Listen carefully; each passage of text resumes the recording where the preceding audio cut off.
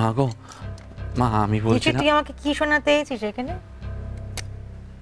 আমার কাছে নাকি কান্না না খেতে তোদের যেটা ভালো মনে হয় সেটা কর। আমি তো বলে দিলুম তোরা সব লায়ক হয়ে গেছিস, এখন তোদের কথাতেই তো সংসার চলবে। তুমি অমন ভাবে কেন বলছো মা? এটা তোমার সংসার, তুমি যা বলবে সেটাই শেষ কথা মা। না রে, সেদিন যে আর নেই এটুকুনি বোঝার ক্ষমতা তোদের মায়েরা আছে। আর তাছাড়া এই তো ভালো হয়েছে, তোরা এখন বড় হয়েছিস, তোদের মতো করে সংসার চালাবি, এটাই তো স্বাভাবিক। আমি তো বলে দিয়েছি যার যা খুশি তাই কর। তবে হ্যাঁ, তোরা যদি ঠিক করে রাখিস ওই মেয়ে মানুষকে এখানে রাখবি, তবে আমাকে আর আটকাস না। আমি ওর সাথে আর এক ছাদের তলায় থাকতে পারবো না। এই কাল সাপকে নিয়ে সংসার করা তোদের মা আর পারবে না রে।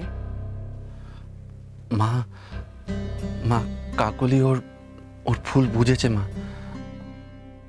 আমাকে এত বকাচ্ছিস কেন বল দেখি? তোরা যে মাকে কত মান্যি করিস সে আমি জানি। তোদের কাছে তোদের মায়ের জায়গা যে কি তা আমি খুব ভালো বুঝতে পারছি। তোরা বরং এক কাজ কর না, যদি ঠিকই করিস ওকে এখানে রাখবি, রাখ না, একটা রিক্সা রেখে দে। মা না না, আমি সমস্ত জিনিসপত্র গুছিয়ে টুচিয়ে বেরিয়ে পড়ি, বুঝলি না? এই সংসারের সব থেকে বড় আপদ বিদে হোক, সবার শান্তি। মা তুমি এসব কি বলছো মা? কি বলছি? কি বলছি? যা বলছি স্পষ্ট করি তো বলছি, বুঝতে পারছিস না? ওই মেয়ে মানুষ সর করে তোদের মাকে জেলে পাঠিয়েছিল রে, তার উপরে তোদের দরদ উতলে উঠছে। আর কিসের জন্য অপেক্ষা করছিস? হ্যাঁ, যখন মাকে খুন করবে তখনও তো বলবে ভুল হয়ে গেছে, তখন কি করবি? তখনও মাথায় করে রাখবি?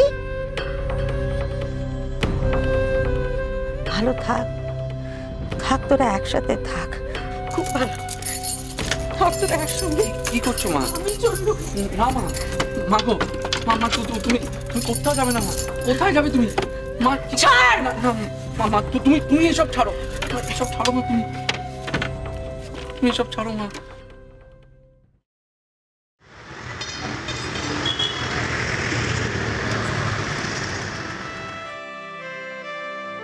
বড় বৌদি হয়ে গেছে। বড় বৌদি, তোমার কি আছে? তুমি কি ভাবছো? কই কিচ্ছু ভাবছি না তো। বললেই হলো, আমি স্পষ্ট দেখলাম তুমি কেমন অন্য মানুষ হয়ে আছো। বলো না কি হয়েছে? কিচ্ছু হয়নি। কই দেখি কি করেছো, দাও দাও প্যান্টটা দাও।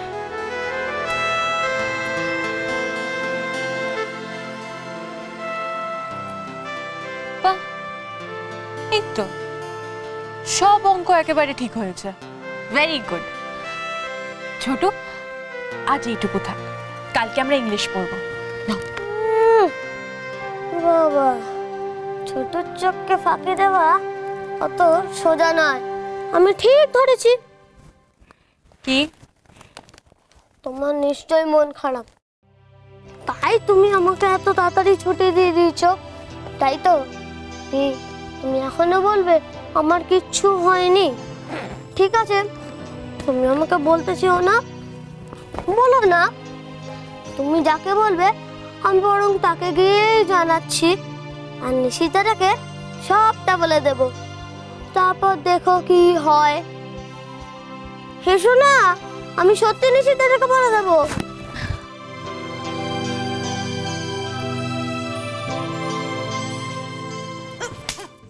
মর আট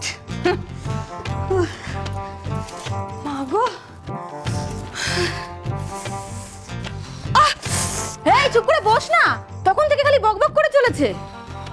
হ্যাঁ, চুপচাপ বসে থাকবো, খেয়ে দে কাজ নেই, মশার কামড় খাবো আমি। এই তোদের কোনো কাজ নেই রে? হ্যাঁ, এত মশা পুষেছিস? বাবা, এমন ভাবে বলছিস না তো শ্বশুর বাড়িতে মশাই নেই, এই প্রথম দেখছিস। এত বকিস না তো। এই কেন বকবো না রে? কেন বকবো না? 100 বার বলবো। এখানে সাপ, ব্যাঙ, ইঁদুর সব আছে। তোর যদি না পোষায় তো শ্বশুর বাড়িতে গিয়ে থাক না, এখানে আসতে কে বলেছে? একে শ্বশুর বাড়িতে গিয়ে থাক না, এত কাণ্ড ঘটে যত সব। এই তোকে কে বলেছিল রে? হ্যাঁ, কে বলেছিল বন্দিকে গিয়ে সব কথা বলতে? এই একদম বাজে কথা বলবি না। তুই এরকম কাণ্ড ঘটাস কেন যার জন্য শ্বশুর বাড়ি থেকে খেদিয়ে দেয়? এই শোন, বড্ড বকবক করছিস তুই। কর বকবক কর। হাতি যখন কাদায় পড়ে না তখন ব্যাঙও ল্যাং মারে। এই তোরা তো ফুর্তি কিসের রে? হ্যাঁ, হাসছিস কেন? এই তোর বুদ্ধির কথা ভেবে হাসছি।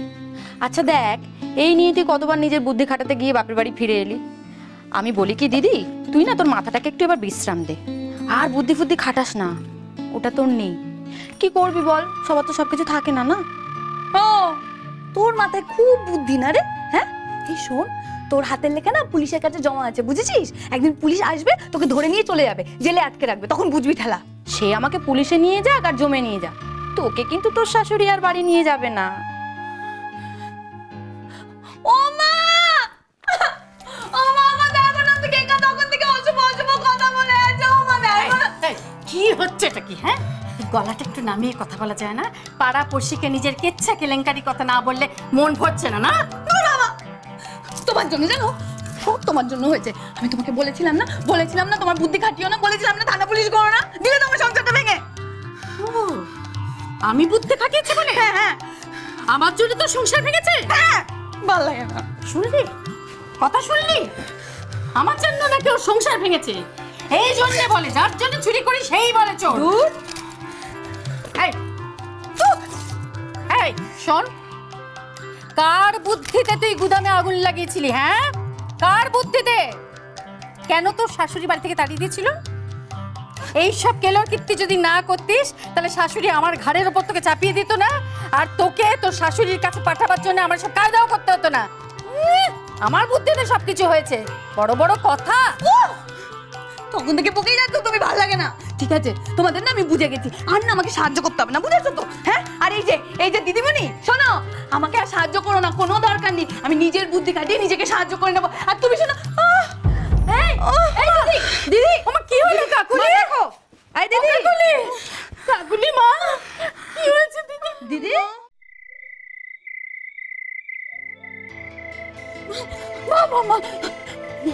ভুল হয়ে গেছে মা, অন্যায় হয়ে গেছে।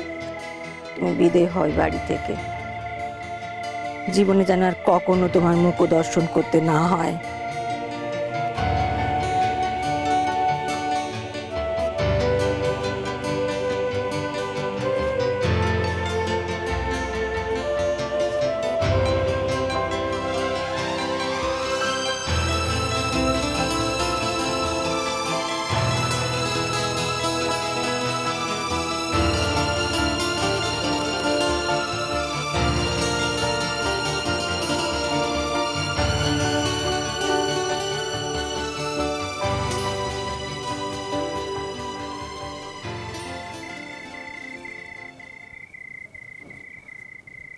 কি গো,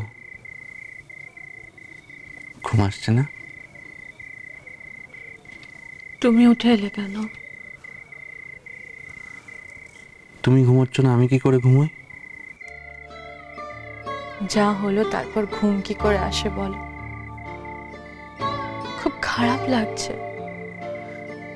কেমন একটা অস্বস্তি হচ্ছে, মনে হচ্ছে আমার জন্য। তোমার জন্য কেন হতে যাবে? আর যা হলো এতে তোমার কি করার ছিল? নিশিত, তুমি বিশ্বাস করো, আমি একবারও চাইনি যে কাকুলিকে এভাবে বাড়ি থেকে বের করে দেওয়া হোক।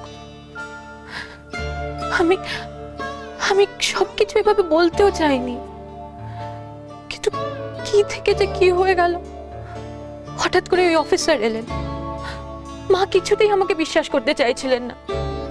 মা আবার ভাবছিলেন যে আমি থানায় ওনার নামে কিছু বলতে গেছি। কথায় কথায় আমিও বলে ফেলেছি যে যে ওইসব করেছিল তার খোঁজ করতে আমি থানায় গেছিলাম। সত্যি বলছে, আমি মাকে এভাবে কিচ্ছু বলতে চাইনি। আমি জানতাম মা সহ্য করতে পারবেন না।